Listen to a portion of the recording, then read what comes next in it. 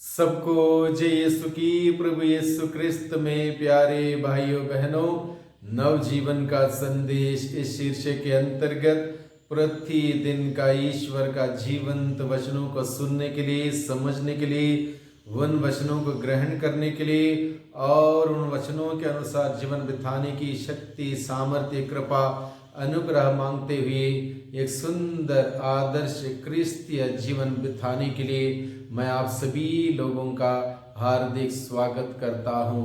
आज दिसंबर की 14 तारीख है, शनिवार का दिन है। आज के दिन में हम सभी लोग सुनते हैं प्रभु के शिष्य प्रभु के पास अपने सवालों को लेकर आते हैं। ये सवाल कोई स्वार्थ से भरा हुआ सवाल नहीं, बल्कि आध्यात्मिक जीवन से जुड़ा हुआ सवाल, विश्वास की बढ़ोतरी को लेकर ये सवाल है। इसलिए प्रभु के शिष्यों के मन में जो दुविधा थी, उस दुविधा को स्पष्ट करने के उद्देश्य से प्रभु के शिष्य प्रभु के पास ये सवाल लेकर आते हैं।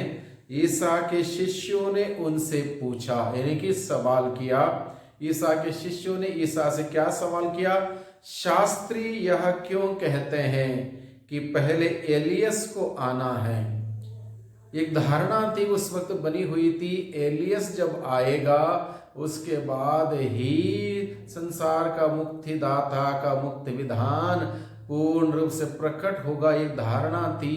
इसलिए प्रभु यीशु से शिष्य पूछते हैं, शास्त्री यह क्यों कहते हैं कि पहले एलियस को आना है? ईसा ने उन्हें उत्तर दिया, एलियस अवश्य सब कुछ ठीक करने आएगा, परंतु मैं तुम लोगों से कहता हूं एलियस आ चुका है, उन्होंने उसे नहीं पहचाना और उसके साथ मनमाना व्यवहार किया है।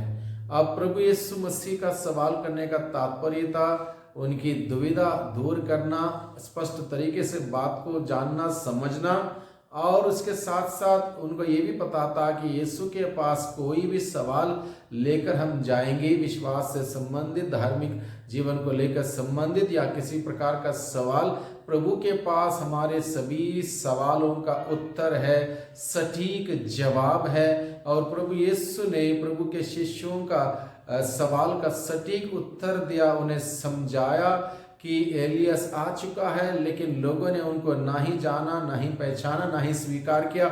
इस बात को उनके सम्मुख रखा और प्रभु ने अपने शिष्यों की दुविधा सही उत्तर देते हुए दूर की, उनको असमंजस में नहीं रखा, बल्कि उनको स्पष्ट उत्तर देते हुए उनकी दुविधा दूर की, उनको सच्चाई उनके सामने रखी, ताकि वो बड़े सच्चाई का मार्ग को अपनाते हुए आगे बढ़ें। नबी एलियस की महत्वपूर्ण भूमिका प्रभु यीशु मसीह अपने शिष्यों को समझाते हैं, क्यों लोग एलियस को आने की कामना करते हैं। एलियस की महत्वपूर्ण भूमिका प्रभु यीशु मसीह अपने शिष्यों को समझाते हैं। नबी एलियस महान धर्मोत्साह, धर्म पालन और चमत्कारिक कार्यों का सुप्रसिद्ध नबी थे, महान कार्यों का सुप्रसिद्ध नबी थे। इसलिए सभी इस बात को लेकर जिक्र कर रहे थे कि पहले एलियस को आना है। इसलिए प्रभु कहता है एलियस आ चुका है, लेकिन लोगों ने उनको ना ही पहचाना, ना ही स्वीकार किया।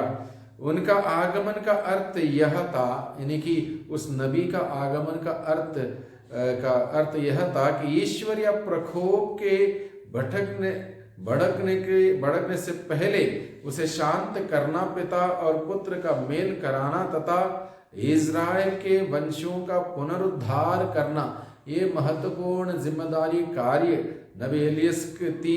इसलिए लोग इसकी कामना में थे और एलियस आके उस सभी कार्यों को, अपनी जिम्मेदारी को करते हैं, लेकिन लोगों को इसका अता पता तक नहीं था। आगे प्रभु का वचन कहता है, नबी मलाकी कहते हैं, देखो उस महान एवं भयानक दिन के पहले नबी एलिया को तुम्हारे पास भेजूंगा।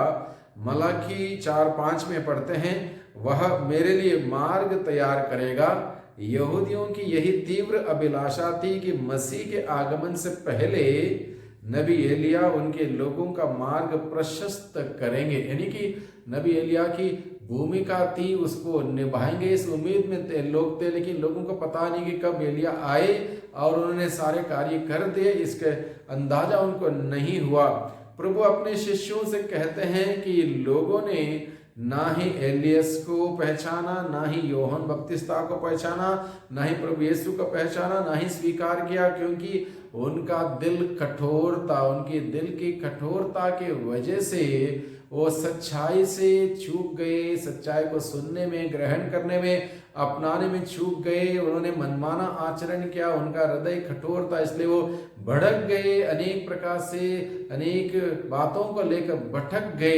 इन बातों को भी प्रभु हमारे सामने रखता है, क्योंकि दिल की कठोरता जब रहेगी, इंसान ना ही सच्चाई सुन सकता है, ना ही ग्रहण कर सकता है, ना ही सच्चाई में आगे बढ़ सकता है। आगे प्रभु का वचन कहता है उनका दिल आध्यात्मिक रूप से कठोरता, एक प्रकार से हम कह सकते हैं आध्यात्मिक अंधापन उनके अंदर था, इसलिए वे किसी को भी नहीं सुनते, नहीं समझते, बल्कि मनमाना आचरण जारी रखते हैं। यही बात प्रभु अपने शिष्यों को समझाते हैं।